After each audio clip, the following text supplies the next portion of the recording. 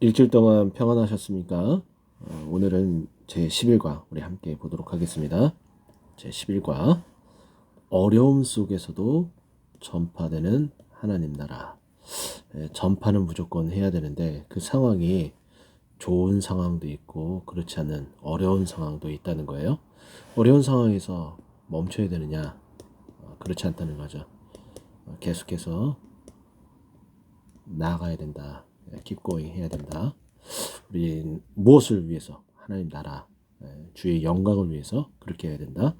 어림 속에서도 전파되는 하나님 나라. 그럼 내용을 우리 한번 살펴보도록 하겠습니다. 사도행전 16장 25절에서 34절까지 성경을 우리 함께 보도록 하겠습니다. 사도행전 16장 25절부터 34절까지 한밤중에 바울과 신라가 기도하고 하나님을 찬송하며 죄수들이 듣더라. 이에 갑자기 큰 지진이 나서 옥터가 움직이고 문이 곧 다 열리며 모든 사람의 매인 것이 다 벗어진지라. 간수가 자다가 깨어 옥문들이 열린 것을 보고 죄수들이 도망한 줄 생각하고 칼로 빼어 자결하려 하거늘 바울이 크게 소리 질러 이르되 내 몸을 상하지 말라. 우리가 다 여기 있노라 하니 간수가 등불을 달라고 하며 뛰어들어가 무서워 떨며 바울과 신라 앞에 엎드리고 그들을 데리고 나가 이르되 선생들이여 내가 어떻게 하여야 구원을 받으리까 하거늘 이르되 주 예수를 믿으라. 그리하면 너와 내 집이 구원을 받으리라 하고 주의 말씀을 그 사람과 그 집에 있는 모든 사람에게 전하더라. 그 밤 그 시각에 간수가 그들을 데려다가 그 맞은 자리를 씻어주고 자기와 그 온 가족이 다 세례를 받은 후 그들을 데리고 자기 집에 올라가서 음식을 차려주고 그와 온 집안이 하나님을 믿음으로 크게 기뻐하니라. 아멘.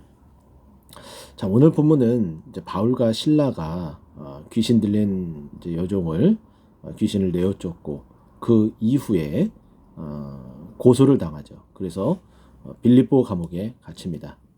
빌립보 감옥에 갇히게 되죠. 빌립보 감옥에 이제 갇히는데 그냥 갇히는 것이 아니라 매를 맞아요. 매를 맞습니다. 그래서 거의 이제 혼절했다라고 우리가 보면 되겠죠. 그런 상황 가운데에 깨어나고 보니까 옥중에 있고 또 착고가 차여져 있고 그런 상황이었죠. 그래서 바울이 신라와 함께 어떻게 했습니까? 우리가 암송할 이 성경 구절 25절 말씀도 우리 그대로 우리 기억하면 되겠죠. 한밤중에 깨어났다는 거예요. 혼절했다 깨어난 거죠. 바울과 신라가 어떻게 했어요? 기도하고 첫 번째는 기도하고 하나님을 찬송하매 죄수들이 듣더라. 죄수들이 듣더라라는 것은 이 죄수들이 보기에는 정말 이해할 수 없는 일이었겠죠. 왜냐하면 무엇이 이들을 이렇게 기도하게 하고 찬송하게 하는가? 이 모습만 보더라도 정말 전도가 될 수 있는 부분들이 생기는 거예요. 그래서 여러분들이 있는 자리에서 뭐 가정에서든 어디서든 그 모습 보이게 되면 여러분들은 그들에게 저 사람은 왜 저런 기도하고 하나님을 찬송할까? 이유가 뭘까? 그것만으로도 신인식, 신의식을 가질 수 있게 만드는 것. 이것 또한 하나님 나라의 영역을 확장해 나가는 거예요. 그래서 꼭 잊지 않고 어디서든지 기도하고 하나님을 찬송하는 여러분들이 되었으면 좋겠습니다. 이들은 박해를 받는 가운데서도 하였는데 우리는 지금 박해받지 않잖아요. 그런데 우리가 기도하기를 주저하고 찬송하기를 주저한다는 것은 조금은 우리가 더 노력해야 될 부분이 아닐까 그런 생각을 합니다. 자, 밤이 깊어질 때에 기도하고 찬송하면 우리를 얼매이고 있는 모든 것이 벗겨져 하나님의 영광이 선포되고 증거됩니다. 자, 이 말은 뭐냐면은 밤이 깊어졌다. 이거는 실질적으로 이 밤을 이야기도 하지만은 상황이 매우 어려워졌을 때, 이 상황을 어둡다는 표현을 쓰죠. 상황이 매우 어려워졌을 때에도 우리가 기도하고 찬송하면 우리를 얼매이고 그 어려웠던 그 모든 상황이 벗겨져 버린다는 거예요. 그러면서 하나님의 영광이 선포되고 증거가 되어진다. 이것을 꼭 기억했으면 좋겠습니다. 자, 본문 이해. 귀신 들린 여종이 예수의 이름으로 고침을 받습니다. 네, 귀신이 쫓겨나게 되죠. 자, 이를 못마땅하게 여긴 주인이 주인은 이 여종으로 인해서 돈벌이를 하는 자였어. 돈벌이.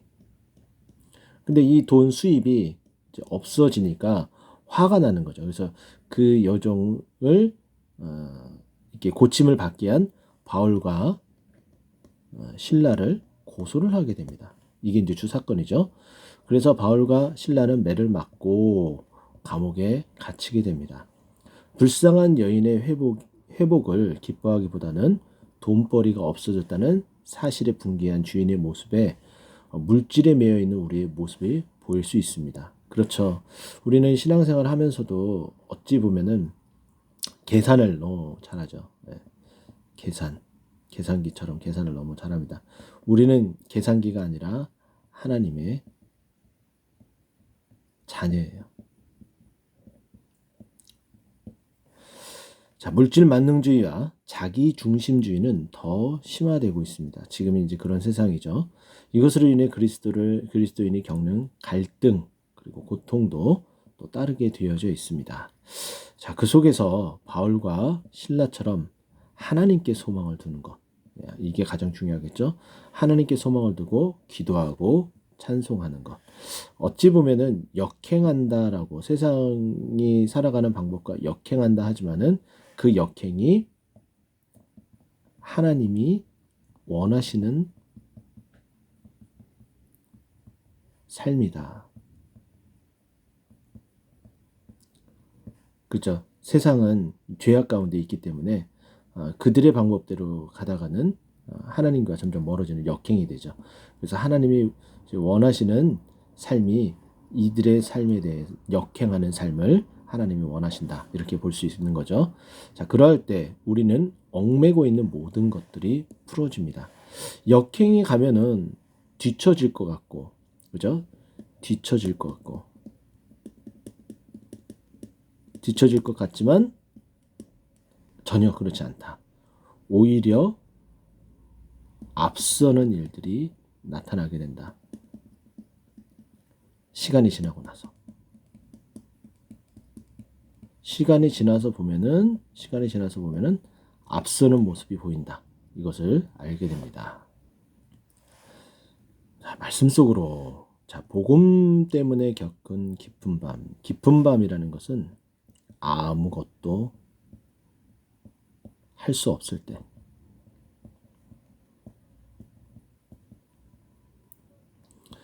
세상 사람들은 아무것도 할 수 없을 때 포기를 합니다.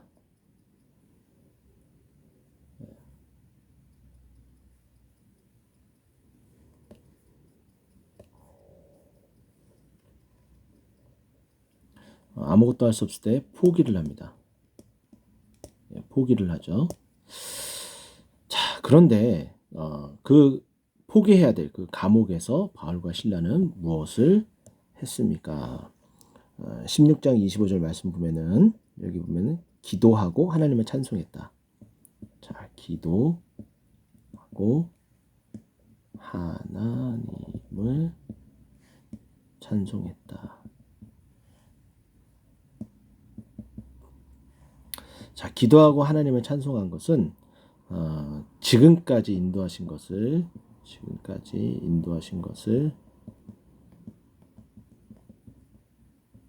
감사함이고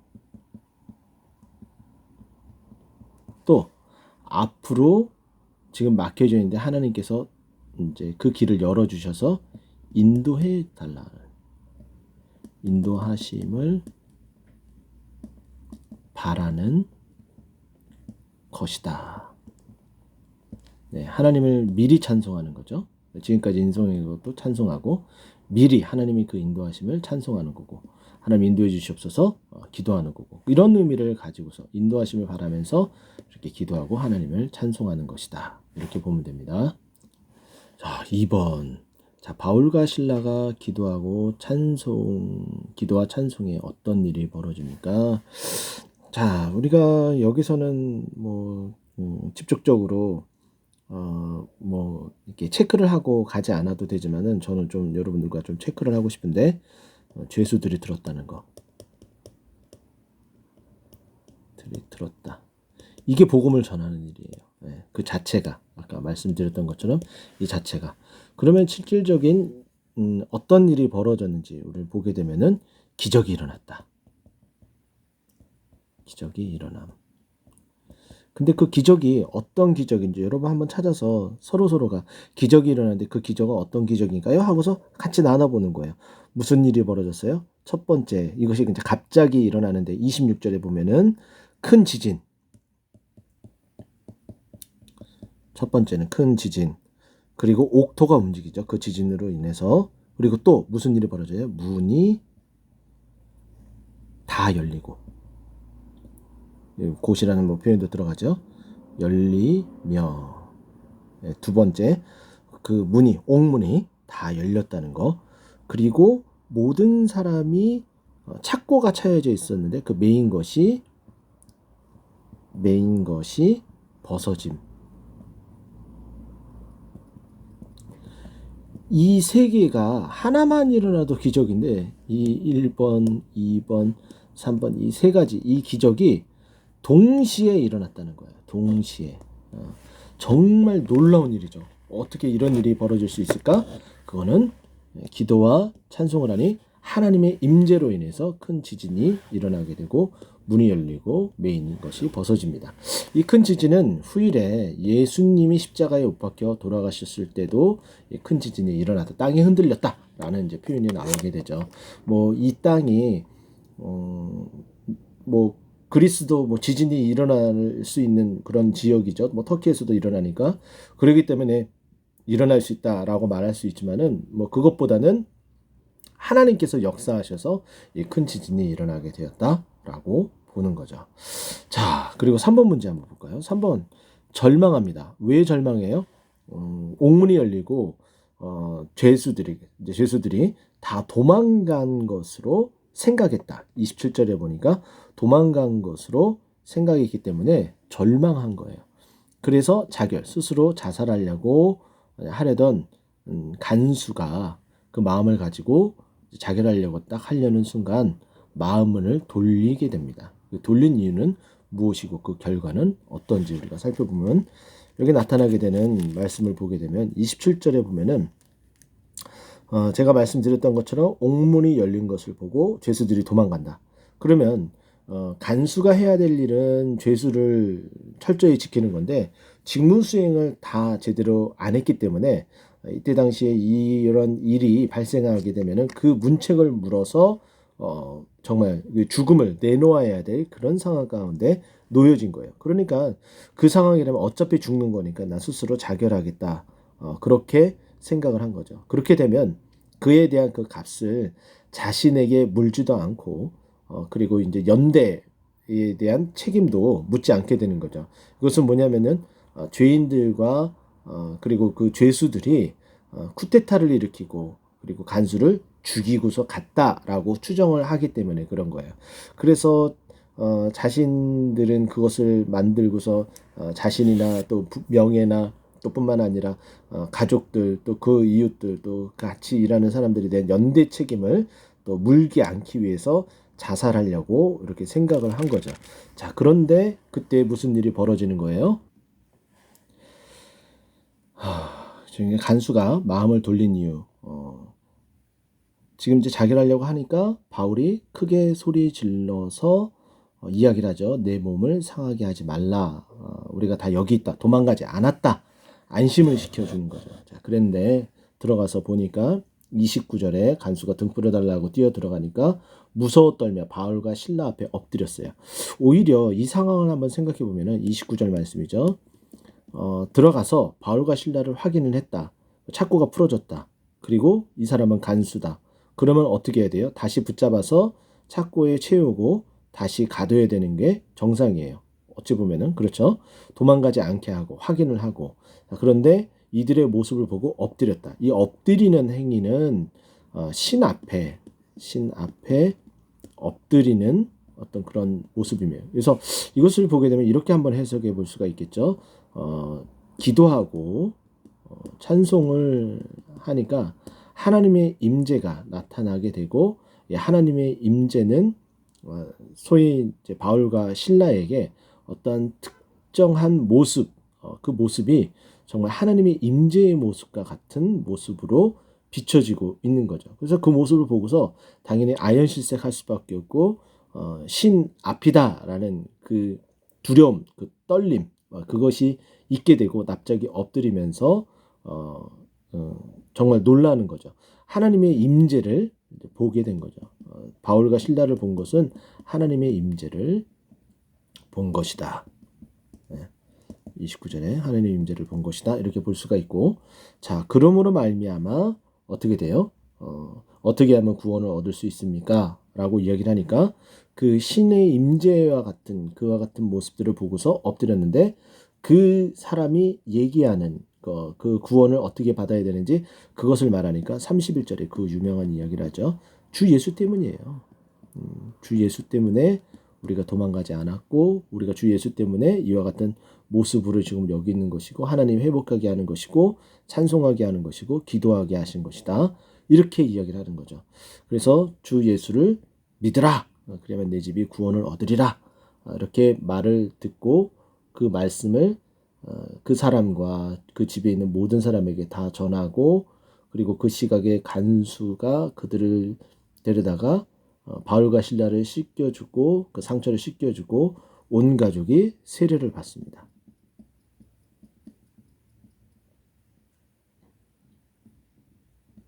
세례를 받습니다. 주 예수를 믿게 되고, 그죠? 33절, 네, 그 간수를 데려다가 자기와 온 집안이 다 세례를 받았다라는 것은 예수 그리스도를 31절에 그 전포된 그 말씀에 따라서 예수를 믿게 되고 다 세례를 받게 되었다. 그 결과의 변화에 대해서 말하고 있는 거예요.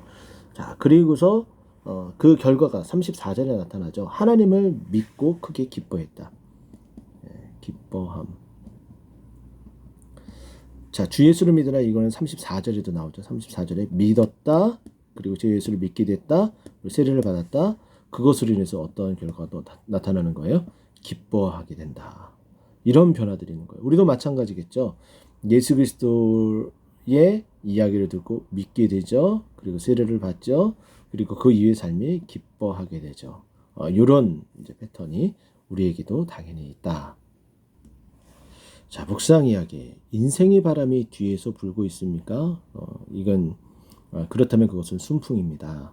여러분은 행운을 얻은 겁니다. 우리가 역풍을 맞는 경우가 오히려 더 많습니다. 바람이 정면에서 불어오고 있습니다. 앞으로 나아갈 수 없게 된다는 거죠. 바울과 실라가 당한 모욕과 채찍질, 감옥에 갇히는 시련은 바람이 정면으로 불이 닥치는 것과 같습니다. 자, 하지만 그들 가운데서도 기도와 찬송을 했죠. 우리가 보았던 것처럼. 자, 우리는 바울과 실라의 신앙의 이 모범을 우리 것으로 삼아야 됩니다. 역경을 만날 때 자기 연민에 빠지거나 포기하거나 그렇게 하는 것이 아니라 대신 하나님께 영광 돌리고 하나님 인도해 주시고 그 역풍이 오히려 순풍이 되게 하여 주사 좋은 결과들이 나올 수 있도록 함께 해 주시고 기적을 나타내 주시옵소서 기도하고 또 그렇게 해주실 하나님을 찬송하는 거죠. 그렇게 되면 극복하게 되고 자신들의 사역을 잘 감당하게 되는 그 모습이 보여졌습니다. 자, 각자 삶이 아마 다를 거예요. 여기서 이제 보게 되면은 한밤의 환경, 그러니까 어두운 정말 고통과 고난 그런 부분들이 좀 아주 중하게 다가오신 분도 계실 테고 좀 경하게 가볍게 임하시는 분도 있을 거예요. 경중은 다 다르다고 볼 수 있지만은 동일하게 각 개인의 상황은 다 중하다라고 볼 수가 있겠죠. 매우 무겁게 다가오는 거예요. 그래서 그 이야기들을 조심스럽게 나누고 같이 이해해주고 같이 아파해주고 그리고 또 어떻게 해요? 같이 기도하는 거예요. 그리고 함께 풀어주실 그 하나님을 함께 찬송하는 거죠. 그래서 모든 것들이 다 풀려나게 그 한밤중이 풀려서 한낮이 되게 여러분들이 해주셨으면 좋겠습니다. 그래서 밤 같은 내 상황을 기록하세요. 그리고 그 기도 제목, 찬송의 제목을 해보면은 이 기도 제목과 이 찬송의 제목으로 인해서 바뀌어진 그 결과, 이 기록이 어떻게 바뀌어지는지 이것을 보고서 확인하면 될 듯합니다. 자, 오늘은 여기까지 주기도문 대표기도로 피하면 될 것 같습니다. 감사합니다.